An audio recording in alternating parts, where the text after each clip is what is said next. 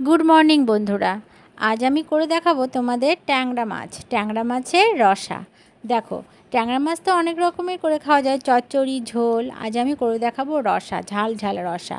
আবার এটাকে ট্যাংরা মাছের তেল ঝালও বলা যায়, একটু ঝাল ঝাল। আমি ট্যাংরা মাছ পরিষ্কার করে নিয়েছিলাম, দেখালাম তোমাদের। ধুয়ে পরিষ্কার করে লবণ দিয়ে পরিষ্কার করে নিয়েছি, নিয়ে তেল হলুদ দিয়ে মাখিয়ে ভেজে নিলাম।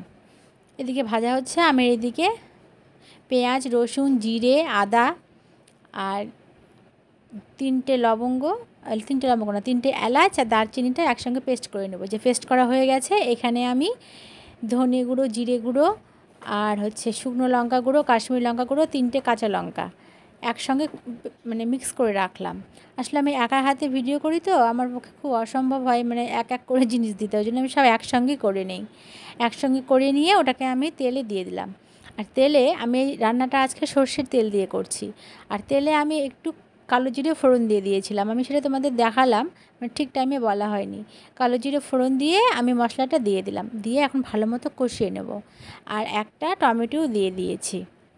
টমেটো দিলেও হবে, না দিলেও হবে, তবে টমেটো দিলে তো মাছের ঝোল ভালোই টেস্ট করে, সেটা সবাই জানো। দেখো, তারপর আমি মশলাটাকে ভালো মতো কষিয়ে নেব। এটা কিন্তু একটু বেশি তেল দিয়ে রান্না করলে বেশি টেস্ট হয়, কিন্তু এখন বেশি তেল খাওয়া তো খুব একটা রিস্ক, তাই আমি অল্প তেলেই রান্না করেছি। তো দেখো, যখন মশলাটা তেল ছেড়ে দেবে, তখন তার মধ্যে আমি ভাজা মাছগুলো দিয়ে দিলাম। মাছগুলো কিন্তু আমি খুব কড়া করেই ভেজে নিয়েছি।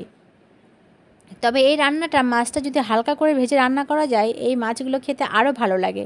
এটা প্রচণ্ড কড়া হয়ে গেছে, আসলে আমাদের বাড়িতে কড়া মাছটাই ভাজা খায়, কড়া মাছ ভাজা খায় একদম, যদি হালকা ভাজা খেতে চায় না। তো দেখো, আমি সুন্দর করে মাছটাকে দিয়ে কষিয়ে নিলাম। প্রায় 2 মিনিটের মতো কষিয়ে নিয়েছি মাছ দেওয়ার পরে। তারপরে আমি জল দিয়ে দিলাম। দেখো, জল দেওয়ার পরে জলটা যখন ফুটে উঠবে, আমি ঢাকা দিয়ে রেখে দেবো কিছুক্ষণ।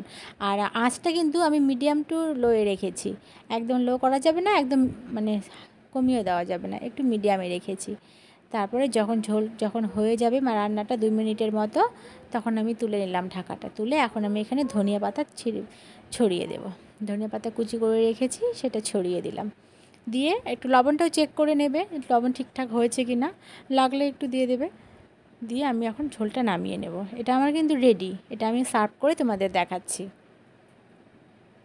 দেখো, তোমরা এইভাবে করে খাবে, দারুণ লাগে খেতে, দারুণ। ট্যাংরা মাছের রান্নাটা খেতে খুব ভালো লাগে, তোমরা করে খাবে, জানাবে। Bye bye.